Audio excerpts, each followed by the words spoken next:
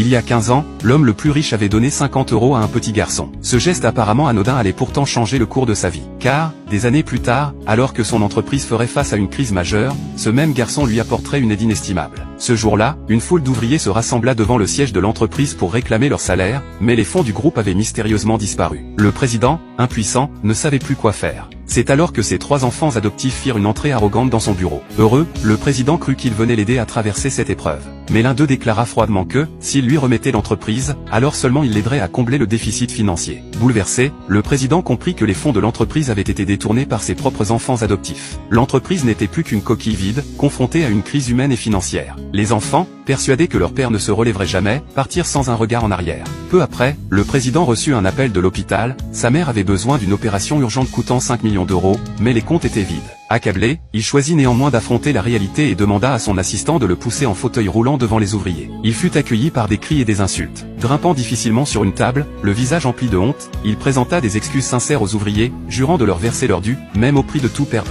Il les supplia de lui accorder un jour de délai. Touchés par sa sincérité, beaucoup se rappelèrent de sa bienveillance passée et acceptèrent. Pendant ce temps, ses enfants célébraient leur réussite, s'alliant au groupe du nouveau magnate de la finance, ignorant que son PDG n'était autre que le petit garçon à qui leur père avait jadis tendu la main. Le président, quant à lui, alla voir sa mère, le cœur lourd. Il lui avoua, honteux, qu'il n'avait plus un sou pour la soigner, ayant déjà tout vendu pour payer ses employés. Mais sa mère, toujours aimante, le soutint avec douceur et lui remit toutes ses économies, 1 million d'euros. Il manquait encore 5 millions. Il pensa alors à un ancien partenaire, et alla lui demander de l'aide. Mais l'homme l'humilia, le poussant au sol et exigeant qu'il s'agenouille pour obtenir l'argent. Le président, brisé, s'exécuta. Pourtant, l'homme se rétracta, rappelant avec dédain l'époque où le président lui avait volé de l'argent chez lui-même pour l'aider, preuve d'une bonté qu'il piétinait aujourd'hui. Il se vanta de sa revanche. C'est alors que les 3 enfants adoptifs réapparurent. L'homme les présenta comme ses nouveaux fils et filles, se moquant du président, ce père indigne contraint de s'agenouiller. Dévasté par la trahison, le président tenta de raisonner ses enfants, mais reçut une gifle. L'homme proposa de prêter les fonds, à condition que le président lui cède l'entreprise. Il refusa, mais fut roué de coups par sa fille et contraint par ses fils à signer le contrat. L'homme jubilait, le président n'avait plus de force. Et c'est alors que le PDG fit son apparition.